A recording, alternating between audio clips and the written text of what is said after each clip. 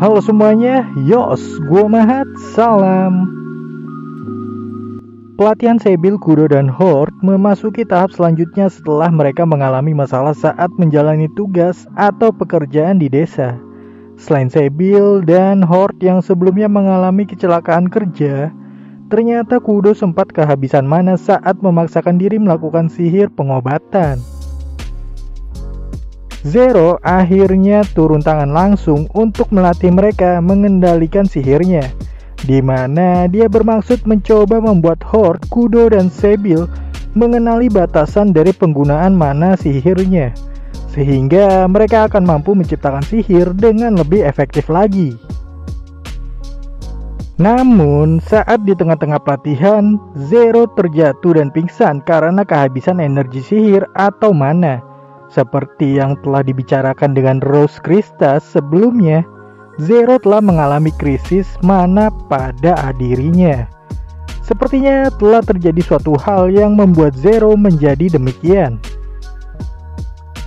Sebil yang mencoba mengalirkan energi sihirnya ditolak oleh Zero. Zero tidak ingin membuat Sebil tereksploitasi lebih jauh, mengingat besarnya kekuatan dari Zero, dan dia khawatir akan terjadi sesuatu pada Sebil bila dia mencoba memaksakan dirinya pada Zero, walaupun Sebil juga memiliki mana tak terhingga. Pada dasarnya, kekhawatiran Zero timbul karena belum mengetahui batasan dari Sebil.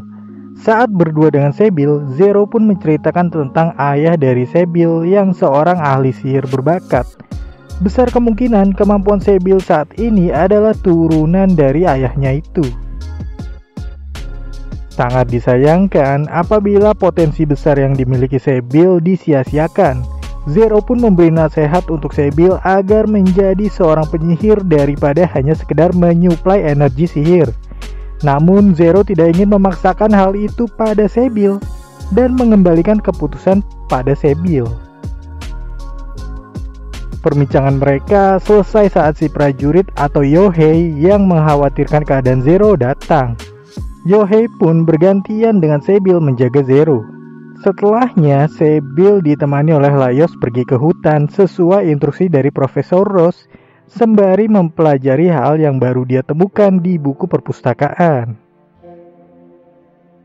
Saat menyusuri hutan bersama Laios, terjadi sebuah keadaan yang tidak terduga. Sisa dari sebuah kutukan sihir jahat berbentuk bangkai hewan tiba-tiba menyerang mereka. Mereka pun terluka, tapi Laios mengalami luka yang cukup fatal. Sayangnya Sebil belum mampu melakukan sihir penyembuhan.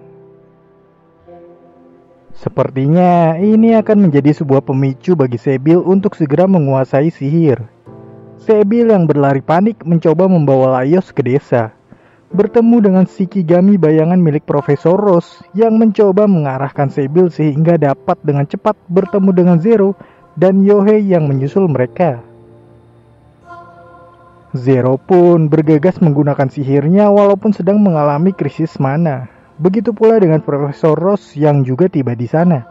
Langsung mengulurkan bantuan berupa transfusi darah yang dibutuhkan oleh Laios. Zero dan Profesor Rose yang melakukan hal berlebihan pingsan di tempat. Setelah keadaan membaik, mereka membahas tentang bencana yang barusan terjadi. Semua disebabkan oleh sisa dari kutukan penyihir jahat yang entah bagaimana tanpa pengawasan ketat menurut Zero, ada orang yang sengaja melepasnya. Yohei yang langsung mengambil tindakan untuk berdiskusi lebih jauh dengan pendeta gereja bertemu dengan Holdem yang sedang melakukan inspeksi ke desa. Mereka mencoba membagi tugas untuk menyelidiki lebih jauh tentang apa yang sebenarnya sedang terjadi. Si pendeta bersama Lily pergi ke perbatasan desa untuk mengumpulkan informasi.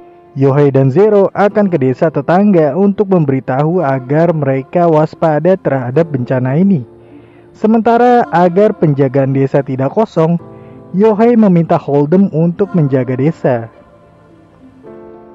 Holdem yang menjaga desa mencoba meminta tolong pada Rose Kristas untuk menghilangkan sisa kutukan penyebab bencana.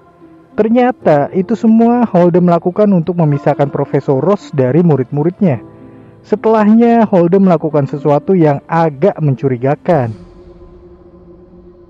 Sepertinya ini semua berkaitan dengan sebuah rencana khusus dari Albus untuk Sybil. Albus yang mengetahui bahwa Sybil adalah anak dari 13, tentu tidak merasa nyaman walaupun dia tahu Sybil tidak ada kaitannya dengan apa yang pernah 13 lakukan di masa lalu. Holden benar-benar berusaha membuat Sybil dalam keadaan tidak terjaga atau lengah. Sybil yang sedang berbicara dengan ayah dari Laios tentang apa yang terjadi dengan Laios dan dirinya di hutan, membuat Sybil lengah setelahnya, dan serangan pun datang padanya. Albus ternyata memanfaatkan arbitrator untuk menyerang dan menculik Sybil. Albus sepertinya ingin mengetahui apakah Sybil benar-benar bersih dari 13, atau mungkin saja Sybil adalah alat yang dimanfaatkan 13 untuk melakukan sesuatu yang tidak akan terduga seperti dahulu. Dalam situasi yang buruk, ingatan trauma Sybil tentang bagaimana ingatannya yang terdahulu tersegel pun muncul. Ingatan itu adalah tentang masa kecil Sybil yang menyaksikan ibunya sendiri dibunuh di depan matanya. Penyihir jahat yang membunuh ibu Sybil menginginkan mana dari Sybil yang tak terbatas. Mencoba mengeksploitasi Sybil kecil, penyihir jahat tersebut justru mengalami hal yang mengerikan. Sybil membuat penyihir jahat itu menghisap mana dari Sybil secara berlebih dan mati seketika karena overdosis mana. Hort dan Kudo yang mengetahui Sybil diculik langsung bergegas mengejarnya dan mereka berhasil. Hort dan Kudo pun mencoba menghadapi sang arbitrator. Awalnya mereka berhasil membebaskan Sybil, namun mereka terlalu meremehkannya dan mereka pun dihabisi oleh sang arbitrator.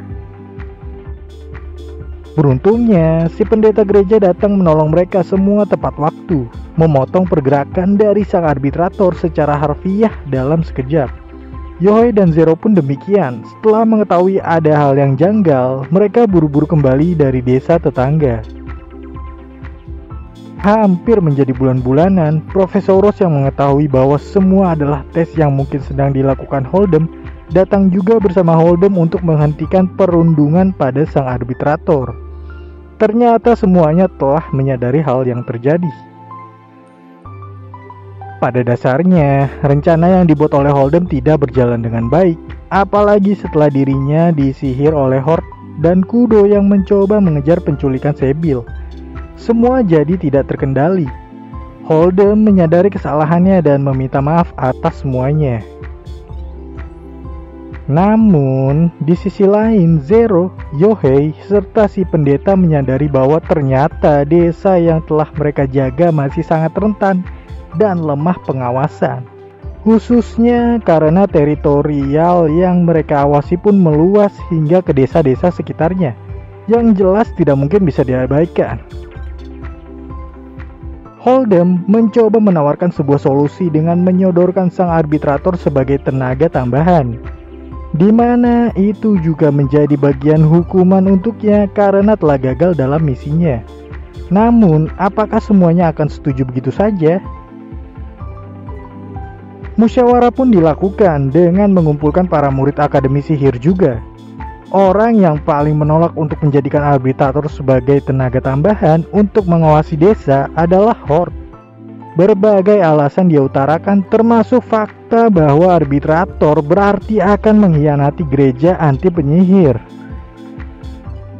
Walaupun kenyataannya Hort telah melakukan hal yang sama, tapi Hort benar-benar tidak dapat menerima arbitrator. Apalagi setelah kekerasan yang dia lakukan. Tindakan arogan serta sifat yang terkesan brutal benar-benar menjadi kewaspadaan Hort. Terlebih, Hort benar-benar khawatir pada Sybil, di mana berarti si arbitrator punya kesempatan untuk membunuh Sybil kapanpun. Tapi semuanya ternyata telah menerima arbitrator dengan berbagai alasan. Khususnya memang karena keadaan terdesak di mana mereka benar-benar membutuhkan tenaga ekstra.